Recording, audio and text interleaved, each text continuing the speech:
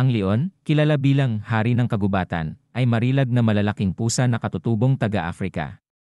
Ang mga magiting na nilalang na ito ay kilala sa kanilang lakas, makahulugang pagkakaroon, at natatanging mga leon.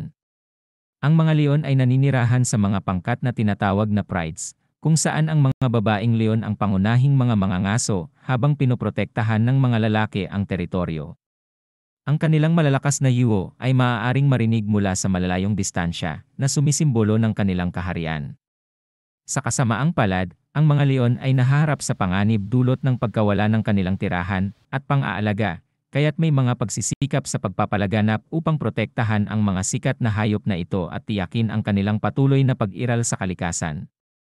Sa kalikasan, kinikilala ang leon bilang simbolo ng lakas at karangalan. Sila ay mga hayop na umaangkop sa mainit na klima ng Sahara at ng mga rehiyong tropikal sa Afrika. Ang kanilang pangunahing uri, ang African leon, ay patuloy na nanganganib dulot ng pag-aksaya ng kanilang tirahan at ilegal na pangangaso.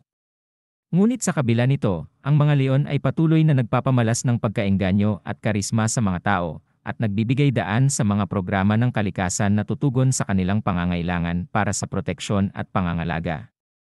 Sa kanilang maalindog na anyo at mahalagang papel sa ekosistema, ang mga leon ay itinuturing na isa sa mga kayamanang biolohikal ng Afrika.